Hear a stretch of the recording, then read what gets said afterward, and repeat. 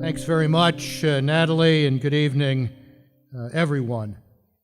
In the course of preparing 2 volumes of biography of John Paul II, I, of course, ran into many wonderful stories, and I'd like to begin tonight with one of them. It's the mid-1990s. A distinguished Polish actor named Jerzy Sztor is in Rome. Pope gets wind of this and invites Mr. Sztor to dinner. After saying his usual rapid-fire Latin grace, Pope sits Jerzy Sztor down in front of him and says, "So, and Jerzy, tell me, what brings you to Rome?"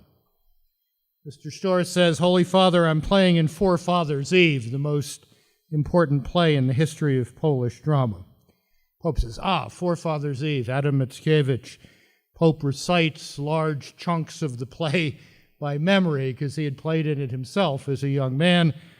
Then he calms down a bit and says, "Pan Jerzy, tell me," one old actor asking another, "what role do you take?" Mr. Sztor looks across the Pope's dinner table and says, "Your Holiness, I regret to report that I am Satan," who was actually a character in the play. And the pontifical eyebrow went up for a moment, and then the Pope said, "Well, none of us gets to choose our roles, do we?" I remembered that story in thinking about this evening and my own debt to Catholic schools, which leads me to another story. It's 1959, the beginning of Lent. At the old cathedral school in Baltimore, I was in the 3rd grade, and Sister Mary Euphemia, that was really her name, I'm not making that up, comes on to the PA system and announces that every class in the school, all 8 grades, was going to pray all during that Lent for the conversion of a communist dictator in Europe. Well, the only communist dictator that any of us have ever heard of was Nikita Khrushchev, then the head of the Soviet Union. So great was the disappointment in the 3rd grade when Sister Florence the next day came in and wrote on the blackboard this name that seemed to have all consonants and no vowels: Władysław Gomułka, the boss of Polish communism, for whose conversion we duly prayed for the next 40 days. If you had told me in 1959 that 35 years later I would be writing books explaining the role of Władysław Gomułka in church-state relations in Poland, I would have thought you were crazy.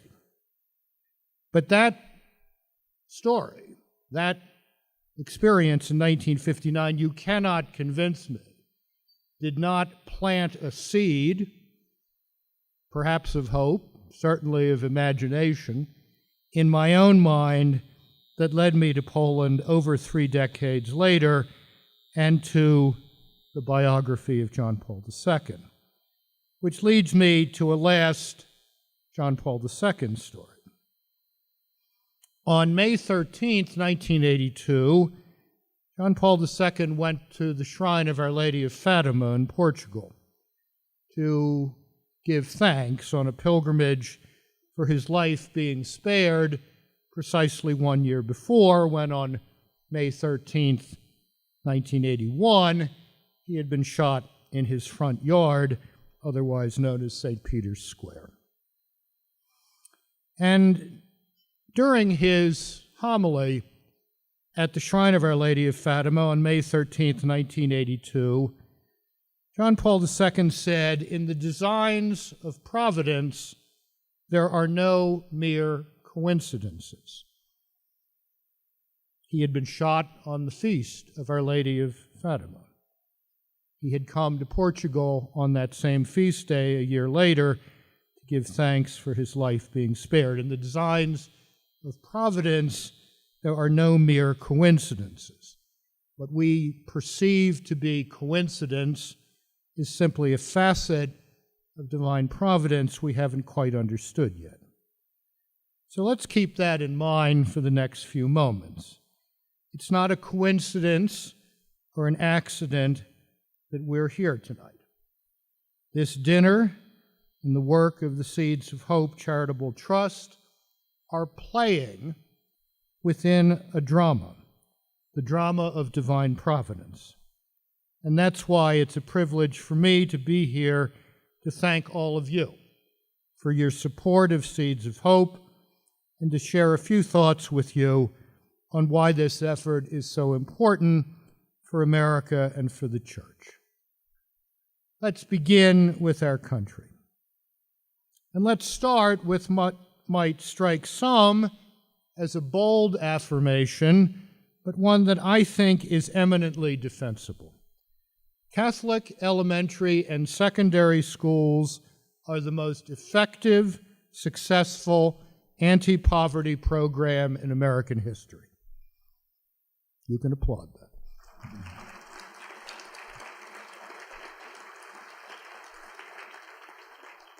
I must say I am feeling slightly nervous speaking between Greek columns in Denver.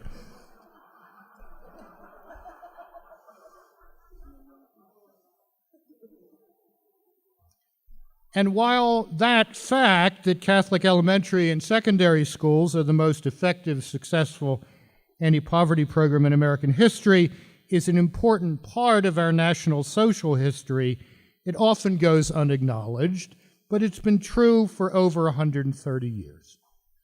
Catholic schools were the stepping stones to dignity, prosperity, and full citizenship for the children of those tens of millions of European immigrants who came to these shores yearning to breathe free, as Emma Lazarus's poem on the Statue of Liberty puts it. Catholic schools were one of the primary reasons why those immigrants remained faithful to the Church for generations, while their European cousins on the old continent were abandoning the faith of their fathers and mothers in droves. And Catholic schools continue that proud tradition in our inner urban areas today, and indeed in all those environments where family breakdown, poverty, addiction, and crime conspire to prevent children from realizing their God-given potential. The schools you support through the Seeds of Hope Charitable Trust are Catholic schools, but they are also public schools in the richest, noblest sense of the term.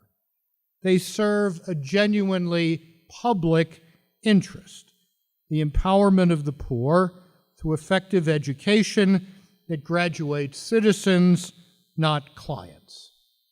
They serve everyone. And as a recent study by Notre Dame scholars Margaret Brinnig and Nicole Garnett has shown, Catholic schools help rebuild the fabric of our inner cities because they help build social capital in the neighborhoods they serve. Catholic schools foster in a neighborhood a sense of solidarity, a commitment to the common good, an ethic of responsibility for others. In other words, inner city Catholic schools are community builders as well as educators.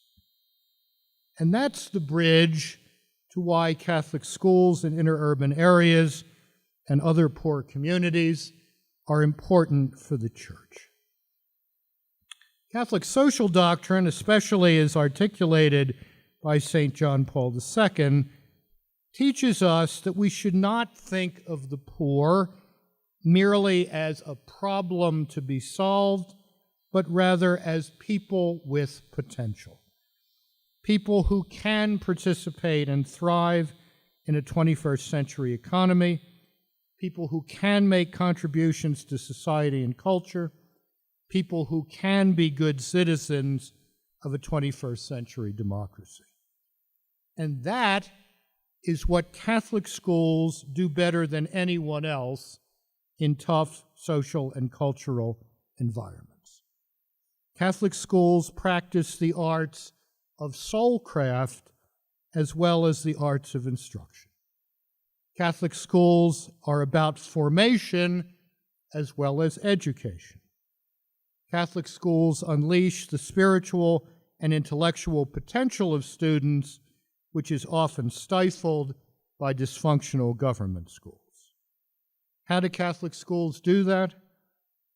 Catholic schools honor the inalienable human dignity of every child and teenager by teaching these young people to lead a disciplined, honorable life in which the gift of self, not the indulgence of selfishness, is the royal road to human flourishing. Catholic schools decline.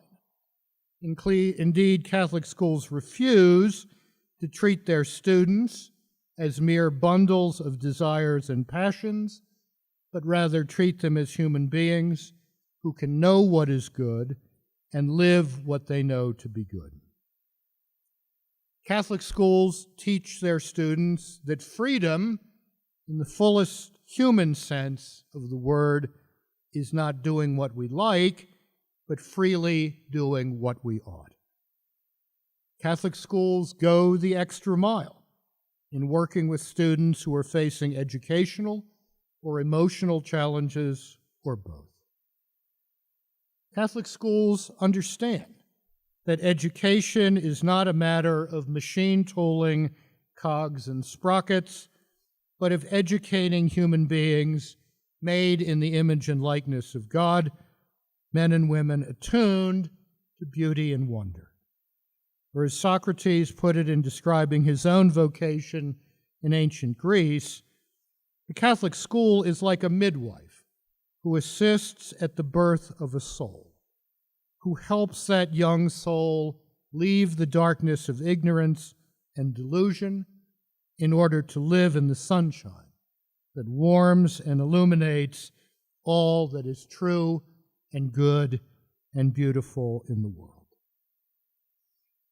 And Catholic schools are schools for genuine human empowerment because they help students understand that our lives make little or no sense without reference to the thrice holy God who created the world, who redeemed the world through the obedient sacrifice of the Son, and who continually renews the world by the fire of the Holy Spirit. And in witnessing to the power of the Spirit to change lives, the schools we support tonight remind us of another great truth taught by the life of John Paul II.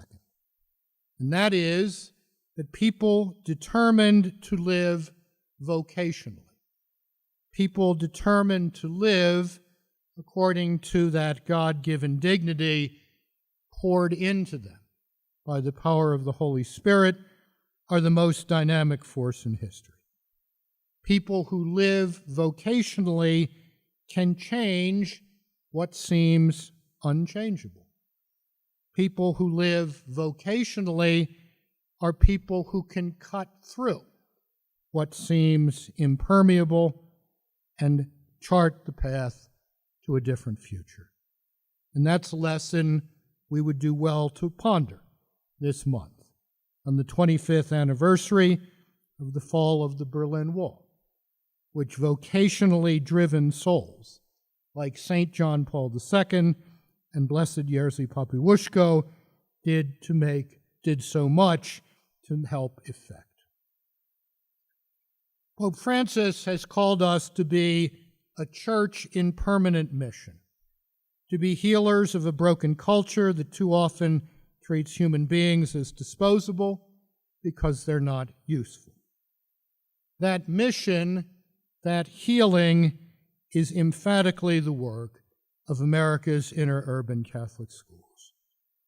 And those who support those schools in their essential, life-affirming work can know, as I hope you know tonight, that they are not only meeting the challenge of 21st century evangelization that the Holy Father has laid before all of us, you, can know that you are responding with generosity, born of love, to the Master who taught two millennia ago and who teaches us today that whatever we do for the least of his brethren, whatever we do for the little ones, we do for him. Thank you.